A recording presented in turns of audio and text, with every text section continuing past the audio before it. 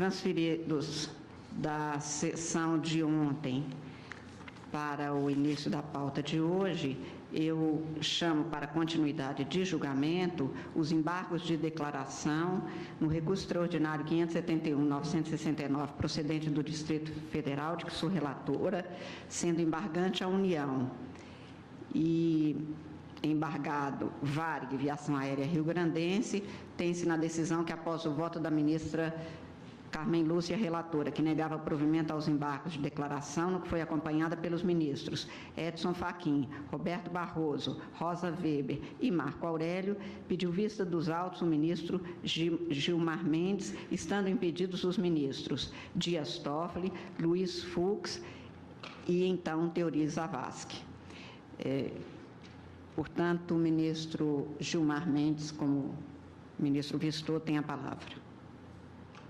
Vossa Excelência já destacou, trata-se de embargos de declaração postos pela União contra acordo proferido por este plenário em 12 de março de 2014, o qual não conheceu do recurso extraordinário da União, interposto contra o acordo proferido no julgamento dos embargos infringentes, conheceu parcialmente do recurso extraordinário da União e a ele negou o provimento, e conheceu parcialmente do recurso extraordinário interposto pelo Ministério Público Federal, a ele negando provimento da parte conhecida, para manter a decisão do Superior Tribunal de Justiça, afirmando-se a responsabilidade da União quanto aos prejuízos suportados pela recorrida em razão dos planos econômicos existentes no período objeto da ação. Transcrevo aqui a ementa longa do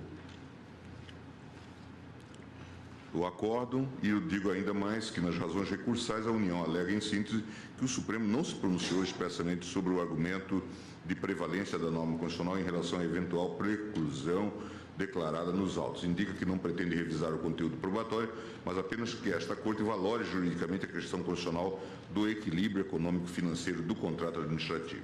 Requer, ademais, que se reconheça a prevalência do princípio da intervenção econômica sobre o Instituto da Responsabilidade Objetiva do Estado e que se aprecie a impossibilidade de responsabilização estatal em razão de ato legislativo.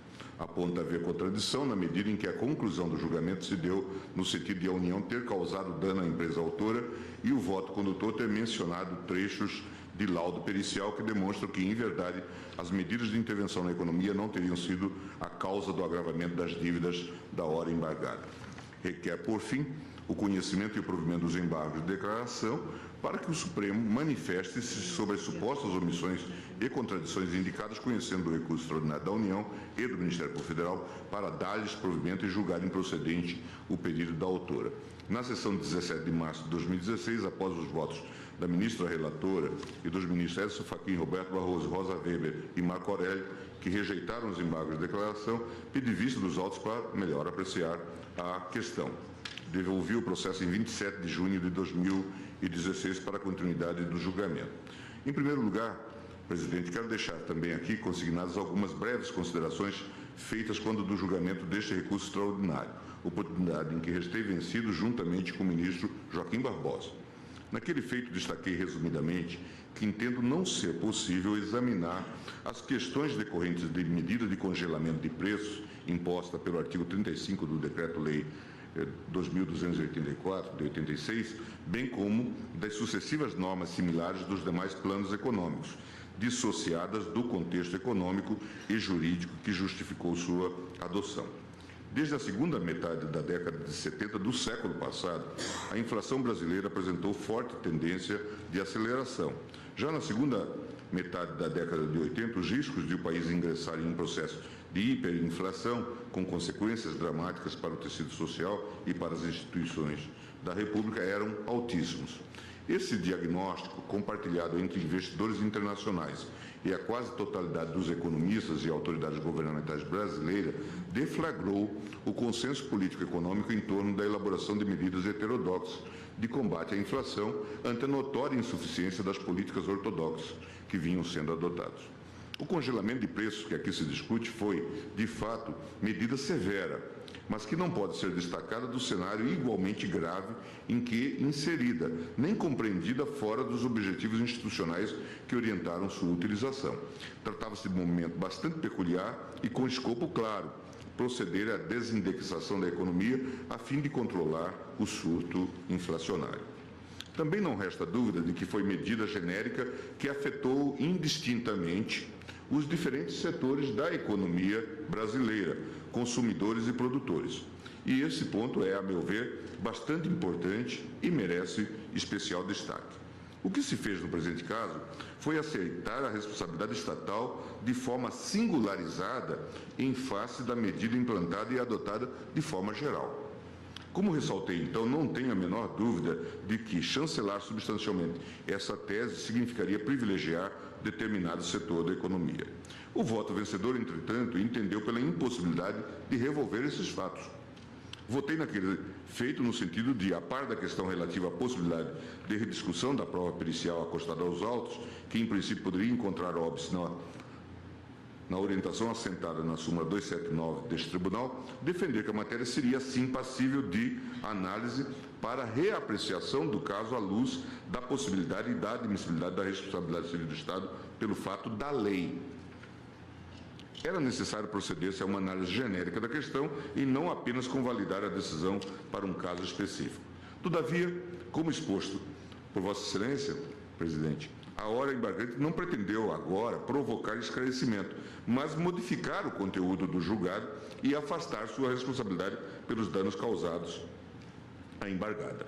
Registro, nesse sentido, que os embargos de declaração não constituem meio processual cabível para a reforma do julgado, não sendo possível atribuir-lhes efeitos infringentes, salvo em situações excepcionais, o que não se faz presente aqui, não vislumbradas no presente caso.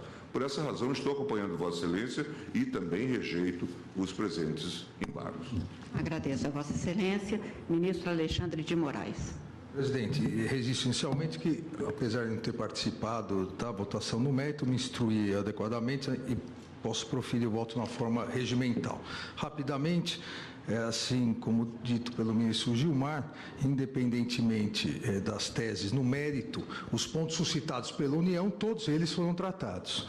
Inclusive a própria União, no seu arrazoado, nos seus embargos, citou trechos de votos, inclusive do ministro Gilmar, do ministro Joaquim Barbosa, demonstrando que o que alegava não ter sido discutido foi e acabou sendo vencido. Nesses termos, tanto conheço quanto rejeito, acompanhando a relatora. Agradeço a Vossa Excelência. Ministro Ricardo Lewandowski.